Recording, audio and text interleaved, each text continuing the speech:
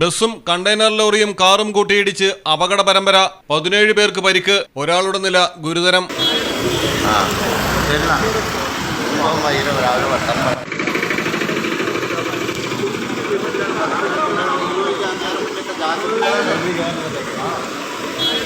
പാലക്കാട് കരിമ്പയിലാണ് അപകടം നടന്നത്. പനയമ്പാടത്ത് വെച്ച് ആദ്യം സ്വകാര്യ ബസ്സിൽ കണ്ടെയ്നർ ലോറി ഇടിക്കുകയായിരുന്നു. പിന്നാലെ എത്തിയ കാർ ലോറിക്ക് പിറകിലും ഇടിച്ച് തകർന്നു. പരിക്കേറ്റ 13 പേർ ബസ് യാത്രക്കാരാണ്. കാറിലുണ്ടായിരുന്ന 3 പേർക്കും lorry ഡ്രൈവർക്കും പരിക്കുണ്ട്.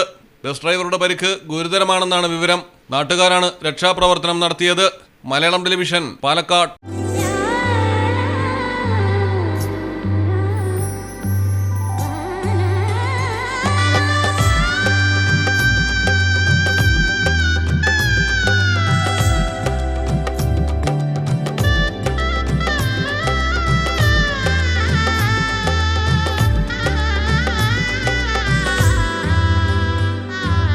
Celebrate the moments of colors. KMT Silks, Perindalmanda, Kottakkal.